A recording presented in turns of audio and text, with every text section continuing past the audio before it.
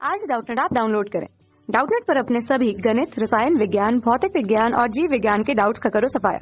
बस प्रश्न की फोटो खींचो, एक ही प्रश्न को क्रॉप करो और तुरंत वीडियो सोल्यूशन पाओ।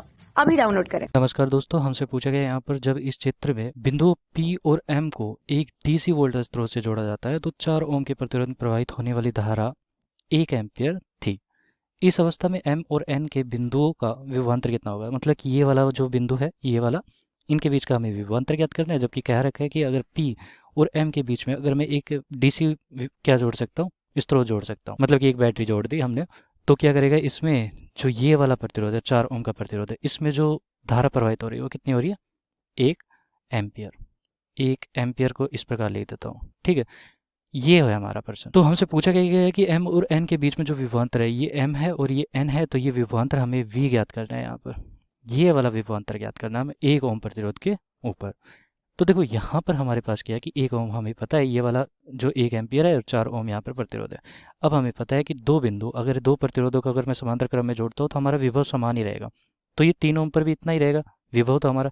अब देखो इसके ऊपर जो विभव है वो कितना है, ये वाला जो विभव है 4 ओम पर, वो हमारा कितना हो जाएगा विभव? 4 ओम विभव लिख देता हूँ, ठीक है।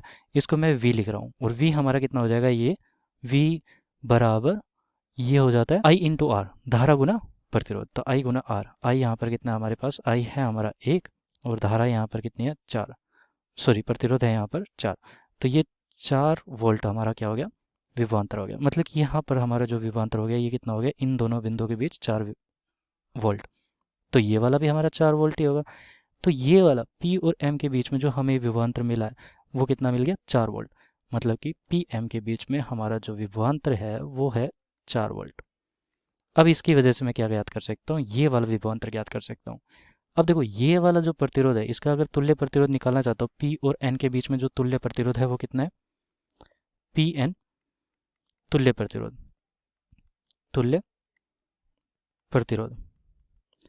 तो ये कितना हो जाएगा हमारा, पी एन के बीच में तुल्य प्रतिरोध हमारा हो जाएगा 1/r प्लस का 1/r, क्योंकि दोनों प्रतिरोध बराबर है। और 1/r डैश में मान के चल रहा हूँ कि इसका तुल्य प्रतिरोध मान लेते हैं, ठीक है। तुल्य प्रतिरोध हम निकालने वाले r डैश बराबर 1/r 1/r, तो ये 2/r होता है, मतलब कि r/2 हो जाएगा हमारा r डैश, r/2।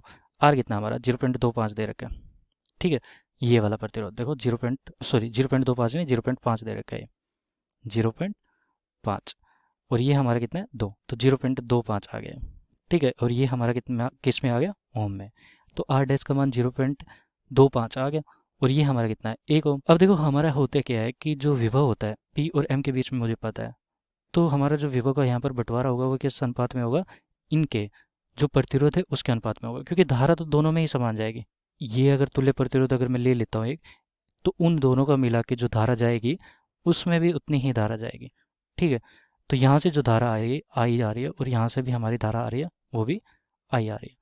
तो धारा हमारे यहाँ पर समान आ रही है, इसका मतलब हमारा क्या हो जाएगा, जो विभव होगा वो समानुपातिक किसके, प्रतिरोध के। तो जितना ज़्यादा प्रतिरोध होगा उतना ज़्यादा विभव होगा उसके ऊपर। तो विभव V समानुपातिक किसके होता है, प्रतिरोध R के। यहाँ पर प्रतिरोध लिख देता हूँ, ठीक है। तो एक तरह से देखो हमारे पास क्या है कि हमारे पास एक तुल्य प्रतिरोध है, कितना है 0.25 का, 0.25 का। और एक दूसरा प्रतिरोध कितना है 1 ओम का, इस प्रकार लिख रहा हूँ, ठीक है। तो अगर इनका अनुपात देखो तो मैं कितना है 1:4, क्योंकि ये 1/4 है और ये 1 है, तो ये 1:4 हो गया, ठीक है। तो इसी अनुपात में हमारा क्या हो जाएगा, यहाँ पर विभव का बंटवारा होगा, क्योंकि यहाँ पर हमारा जो विभव है वो प्रतिरोध के समानुपाती है। तो प्रतिरोध जितना है अनुपात में उतना ही हमारा विभव भी अनुपात में आएगा। तो विभव, कुल विभव कितना है यहाँ पर, कुल विभव मैंने निकाला था पी और एम के बीच में हमारा कितना है, 4 ओम के ऊपर कितना था 4 वोल्ट, तो उतना ही यहाँ पर पी और एम के बीच में भी था, तो ये 4 वोल्ट ही है। तो 4 वोल्ट हमारा कुल है, 4 वोल्ट कुल है। अब मुझे 4 वोल्ट का क्या करना है कि एक तो ये है और 4 ये है, तो 5 हिस्से करने हैं उसके, तो 4 के 5 हिस्से कर दिया मैंने। एक तो इसको दे दिया और 4 इसको दे दिया, तो 4/5 का 4 हिस्सा इसे दे दिया, ठीक है। ये कैसे किया मैंने, 4 वोल्ट मेरे पास कुल विभव था, उसके 5 हिस्से किए मैंने, मतलब कि 4/5 हिस्से किया।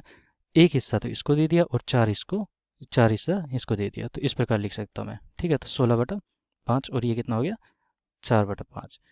तो ये हमारे पास क्या आया, कुल विभव, ये वोल्ट में आ गया और ये भी हमारा वोल्ट में आ गया। तो अलग से लिख देता हूँ मैं कि हमारा जो ये वाला है 16/5, 1 ओम जो प्रतिरोध था उसके ऊपर जो कितना है 16/5 ओम, तो ये हमारा आ जाएगा 16/5 ओम। देखो यहाँ पर हमारा दशमलव दे रखा है, तो दशमलव का मतलब हमारा यहाँ पर कितना है, देखो 16 में 5 का भाग देंगे तो ये कितनी बार जाएगा 3.2 वोल्ट।